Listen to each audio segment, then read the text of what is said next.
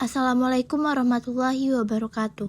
Perkenalkan, nama saya Najwa Utami, kelas reguler 4C Fakultas Ilmu Kesehatan Universitas Ibnu Khaldun Bogor. Saya di sini akan menjelaskan kembali materi yang telah disampaikan oleh Bapak Dr. Haji Ahmad Alim LCMA untuk memenuhi tugas ujian akhir semester. Langsung saja, di sini ada daftar isi materi dari pertemuan 10 hingga pertemuan 15. Untuk yang pertama, saya akan menyampaikan mengenai kesehatan lingkungan. Ilmu kesehatan lingkungan adalah ilmu yang mempelajari hubungan timbal balik antara faktor kesehatan dan faktor lingkungan. Islam bicara tentang masalah lingkungan karena lingkungan ini bukan sekadar isu lokal, tapi sudah menjadi isu global karena memiliki dampak yang serius di dalam kehidupan manusia dan alam. Seorang muslim justru menepati kedudukan strategis dalam lingkungan hidup yang diciptakan sebagai khalifah di bumi ini. Yang pertama itu, melestarikan lingkungan adalah kewajiban setiap individu sebagai khalifah di muka bumi. Yang kedua, manusia dilarang melakukan kerusakan di bumi. Dalam memanfaatkan bumi ini tidak boleh semena-mena dalam mengeksploitasi. 3. Pemahaman masalah lingkungan hidup atau fikih albiah perlu diletakkan di atas suatu pondasi moral karena pelestarian dan pengagamaan lingkungan hidup dari kerusakan adalah bagian dari iman. 4. Islam mencintai budaya hidup bersih dan sehat. 5. Islam memerintahkan agar menjaga fasilitas kesehatan masyarakat seperti menjaga kebersihan sumber air, sumur, kolam, sungai. Karena itu akan kita gunakan sebagai sumber air minum, mencuci tangan, dan lain sebagainya. Selanjutnya di sini ada materi 11 yaitu kesehatan jiwa. Jiwa adalah bagaimana roh manusia sudah menyatu di dalam jasadnya. Masalah jiwa dibahas dalam Al-Quran surah Al-Syams ayat 7-10. Demi jiwa dan penyempurnaannya, ciptaannya, maka Allah mengilhamkan kepada jiwa itu jalan kefasikan dan ketakwaannya. Sesungguhnya beruntunglah orang yang menyucikan jiwa itu, dan sesungguhnya merugilah orang yang mengotorinya. Jiwa yang tidak dididik dengan benar akan berpotensi merendahkan atau sesuatu yang menyebabkan manusia menjadi hina. Tugas manusia itu mendidik jiwa supaya menjadi takwa. Mendidik jiwa itu penting karena tanpa jiwa, ya manusia itu hilang. Karena hakikatnya manusia itu jiwanya.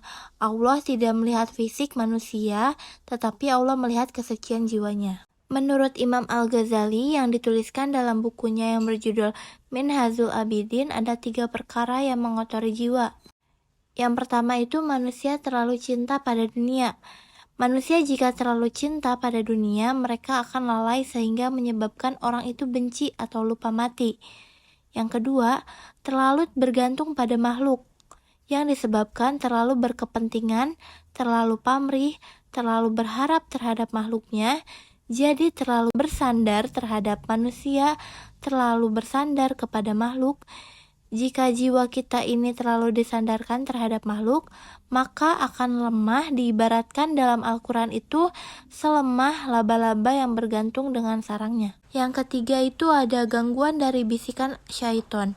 Setan iblis itu ketika diusir dia bersumpah, saya akan sesatkan mereka seluruhnya. Materi 12 yaitu ada determinan kesehatan perspektif Islam. Sehat dalam Islam yaitu sehat secara fisik, lahir, dan batin, tidak bisa dipisahkan dan saling mempengaruhi serta melengkapi. Adapun faktor-faktor yang mempengaruhi kesehatan dalam perspektif Islam. Yang pertama itu ada berdoa. Berdoa memberikan energi positif dan kekuatan serta nutrisi bagi jiwa dan raga manusia. 2. Sholat tahajud. Sholat tahajud berpengaruh dalam status kesehatan. 3. Perilaku pola hidup. Perilaku pola hidup sehat yaitu melibatkan halal dan haramnya apapun yang kita lakukan dan kita dapatkan. 4. Faktor sosial. Penyakit datang dari diri sendiri yang selalu emosi. temperamen, serta tidak mau memaafkan terhadap orang lain. Obatnya dengan bersedekah serta berbagi sesama makhluk hidup agar menghilangkan penyakit dari diri kita. 5. Lingkungan. Lingkungan yang sehat mendatangkan kesejahteraan bagi masyarakat. 6. Genetik. Di dalam Islam, dilarang menikah satu darah. Hal tersebut tidak dibenarkan karena akan menimbulkan penyakit bawaan dan kecacatan pada anaknya. 7. Pelayanan kesehatan. Pelayanan kesehatan yang baik bisa membantu pencegahan datangnya penyakit atau pemulihan kesehatan dari sisi promotif, preventif, kuratif, dan rehabilitatif yang dapat diberikan pelayanan kesehatan. 8. Pengetahuan. Semakin banyak pengetahuan seseorang tentang pentingnya kesehatan akan memberikan pengaruh pola hidup yang lebih sehat. 9. Latar belakang budaya. Budaya dan kebiasaan sudah melekat di masyarakat, akan mempengaruhi kesehatan seseorang. Selama budaya itu memberikan pengaruh baik, maka tetap dipertahankan. 10. Faktor emosional. Ketenangan seseorang adalah separuh dari kesehatan badannya. Seorang yang temperamen mudah terserang penyakit. Dan yang terakhir, faktor ekonomi. Status ekonomi bukan paling utama, tetapi ekonomi yang cukup mampu memenuhi gizi dan nutrisi bagi kesehatan. Kondisi sehat seseorang dalam Islam juga dipengaruhi oleh keimanan dan ibadahnya sendiri. Semakin dalam dan tinggi keimanan seseorang, itu akan memberikan pengaruh ketenangan kepada jasad atau tubuhnya. Contohnya seperti sholat dan berpuasa. Selanjutnya yaitu materi 13 tentang kesehatan reproduksi perspektif Islam. Kesehatan reproduksi adalah kesehatan secara fisik, mental, dan kesejahteraan sosial secara utuh pada semua hal yang berhubungan dengan sistem dan fungsi, serta proses reproduksi, dan bukan hanya kondisi yang bebas dari penyakit atau kecacatan. Berkaitan dengan bagaimana kesehatan reproduksi untuk kaum ibu dalam perspektif Islam. Yang pertama itu ada haid. Dari sisi biologis, perempuan sudah mengalami haid. Artinya, telah mampu untuk berproduksi. Haid adalah rutinitas yang dialami oleh setiap wanita. Dan darah haid itu adalah darah kotor, sel telur yang tidak dibuahi kemudian mati dan tidak berguna lagi sehingga keluar pada waktunya bersamaan dengan darah. Hal tersebut normal dan siklus reproduksinya sehat. Lalu wanita yang sedang haid itu diklasifikasi menjadi 3 bagian, yaitu yang pertama itu mubtadi'ah, wanita yang baru pertama kali mengalami haid, yaitu belum memiliki pengalaman sebelumnya. Yang kedua itu mu'tadah, wanita yang sudah terbiasa kapan datangnya haid atau mengetahui beberapa lama masa haidnya. Yang ketiga, mutahayyirah, yaitu wanita yang lupa kebiasaan haidnya, baik kapan datangnya haid atau kadar waktunya, ataupun lupa kapan permulaan siklus haidnya terjadi. Selanjutnya setelah masa haid itu ada masa kehamilan. Kehamilan adalah suatu ibadah. Konsep kehamilan dalam Islam harus ada legalitas melalui hubungan harmonis, yaitu pernikahan. Dalam kandungan surat Al-Mu'minun ayat 12 dan 14 yang menjelaskan tentang proses penciptaan manusia, yang artinya Allah menciptakan manusia dari saripati dari tanah, kemudian menjadi air mani, kemudian menjadi segumpal darah, dan kemudian segumpal darah tersebut Allah ciptakan menjadi segumpal daging, dan segumpal daging itu Allah ciptakan menjadi tulang belulang. Kehamilan dalam Islam dijelaskan sangat rinci karena berhubungan dengan nasab, hukum hikmah, dan hikmah yang ada di dalamnya. Selanjutnya setelah masa kehamilan itu ada persalinan. Persalinan tidak hanya sekedar prosesnya, tetapi ada proses adab, penghormatan, dan kehormatan diri. Terdapat dalam Quran surat Luqman ayat 14, dan kami perintahkan kepada manusia berbuat baik kepada 2 orang tuanya. Ibunya telah mengandung dalam keadaan lemah yang bertambah-tambah dan menyapinya dalam 2 tahun. Bersyukurlah kepadaku dan kepada kedua orang tuamu, hanya kepada aku kamu kembali. Dan ketika seseorang perempuan telah menjadi seorang ibu, maka derajatnya akan tinggi dari seorang ayah untuk anaknya. Yang selanjutnya ada menyusui. Al-Quran menganjurkan bayi yang baru lahir disusui oleh ibunya selama 2 tahun. Hal yang diungkapkan dalam Quran Surat Luqman 14, Al-Baqarah 233 dan Al-Ahqaf 15.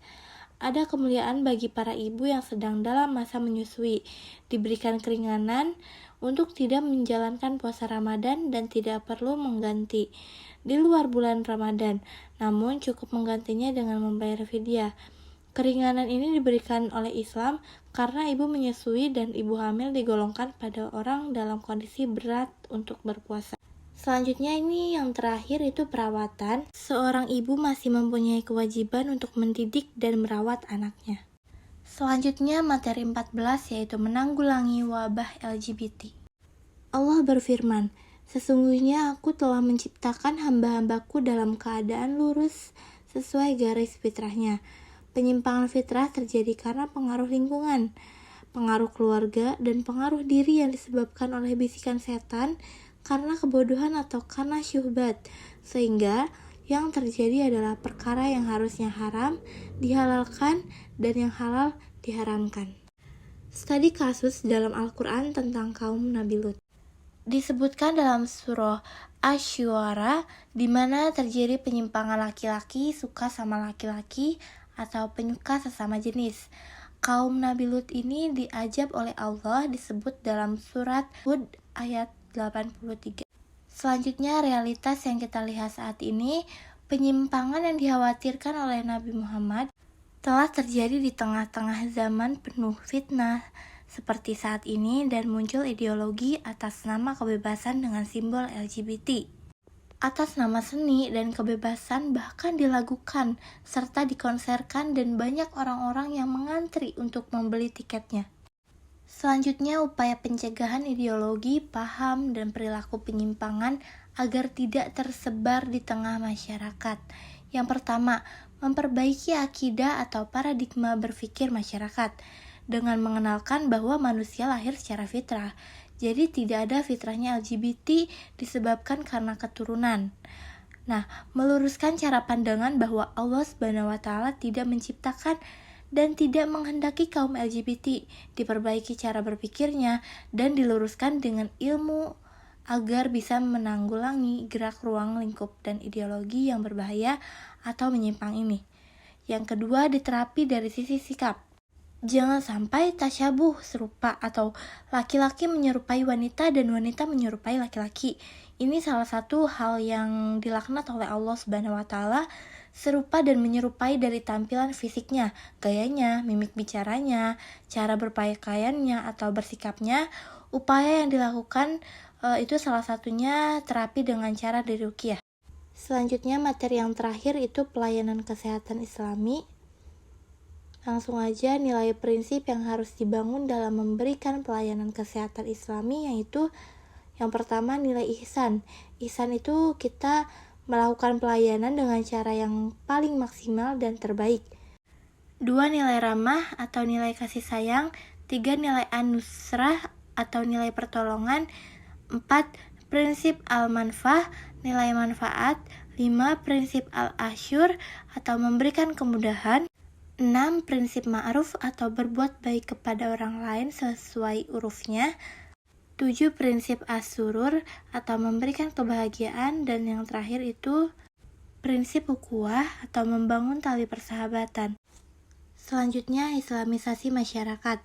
Adapun beberapa peran tenaga kesehatan di masyarakat, yaitu yang pertama, tidak hanya sekedar membimbing dan memberikan penyuluhan secara normatif di masyarakat, tetapi juga sebagai dai kesehatan untuk berdakwah melalui sikap dan akhlak.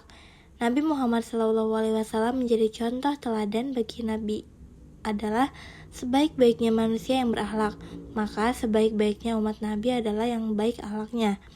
2. Salah satu bagaimana membangun masyarakat melalui aktivitas dalam dunia kesehatan, yaitu harus berpijak berdasarkan ilmu.